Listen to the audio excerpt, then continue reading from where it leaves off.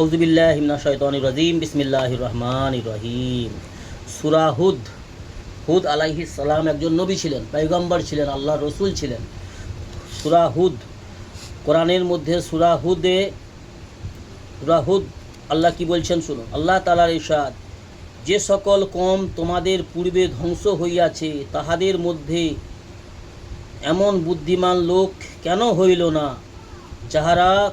যাহারা লোকদিগকে দেশে ফাসাদ বিস্তার করিতে বাধা প্রদান করিত।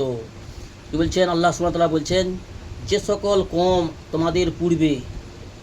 আমাদের পূর্বে যে সমস্ত কওম চলে গেছে তাদের মধ্যে যারা আল্লাহ সুবহানাহু ওয়া তাআলা যাদেরকে ধ্বংস করিয়াছিল, যারা ধ্বংস হয়েছিল আল্লাহর আযাবে, তাদের মধ্যে এমন বুদ্ধিমান লোক কেন হইল না। আল্লাহ বলছেন কেন হইল না, যাহারা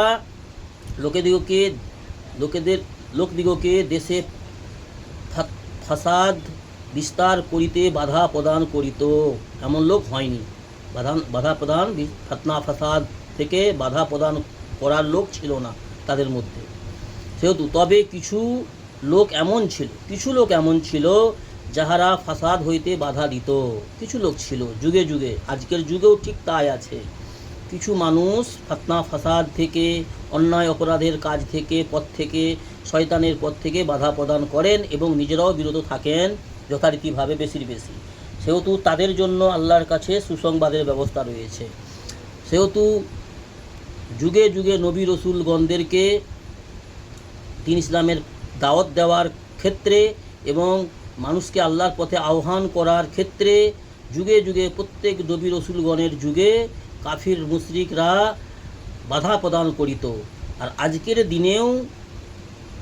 আজকের দিনে শেষ জমানায় এসে যারা দ্বীন ইসলামের দাওয়াতের কাজ করছে, দ্বীন ইসলামকে প্রসার করার কাজ করছে সহি তরিকায়, যাতে করে পথভ্রষ্ট মানুষ, আল্লাহ ভোলা মানুষ আল্লাহর দিকে আসে, আল্লাহর পথে চলে আসে, বেদাত এবং সমস্ত নোংরা গুনাহের পথ ছেড়ে, শিরিক কুফরির পথ ছেড়ে আল্লাহর পথে আসে।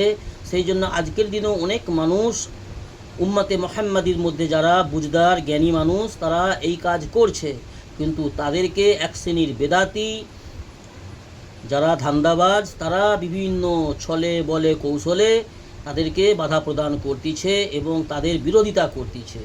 তো পূর্বে কাফির মুশরিকরা করত, আর আজকের দিনে বেদাতি মুনাফিকরা ওই কাজ করছে, অর্থাৎ এরা উভয়ই এক সমান।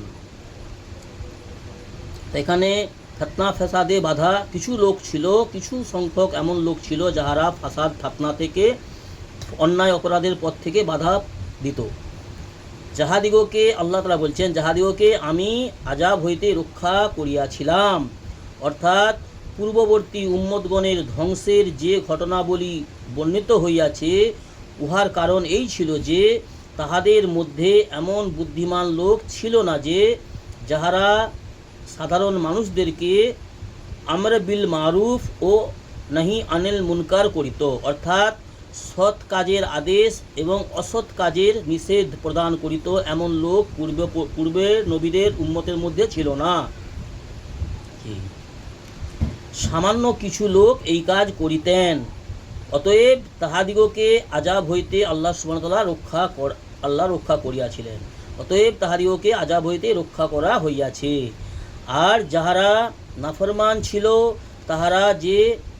তাহারা যে আরাম আয়েসে ছিল, নাফরমানরা যুগে যুগে 90% যারা আল্লাহর নাফরমান হয়, দুনিয়ার খায়েশ রাখে এবং ইসলামের বিরোধিতা করে, শয়তানের অনুসারী হয়, তাদেরকে আল্লাহ পাক অঢেল সম্পদ দেয়, মালদার বানিয়ে দেয়।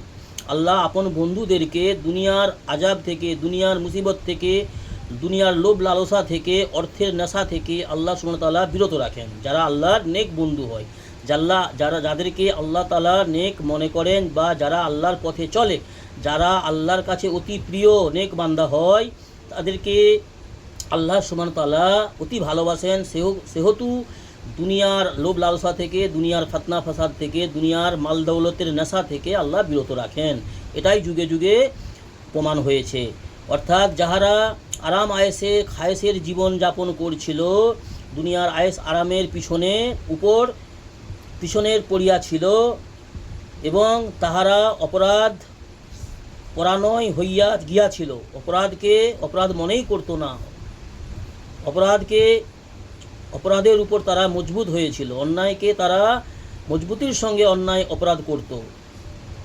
আল্লাহর ভয় তাদের অন্তরে একটুও ছিল না। আর আপনার রব এমন নহে যে তিনি ওই সকল জনপদ সমূহকে যাহার বসবাসকারীগণ নিজের ও অন্যদের সংশোধনে লাগিয়া রহিয়াছে, অন্যায়ভাবে অকারণে ধ্বংস ও বরবাদ করিয়া দিবেন। আল্লাহ তাআলা এমন নয়, আল্লাহ সুবহানাহু ওয়া তাআলা জালিম নয়, এমন নয় যে যারা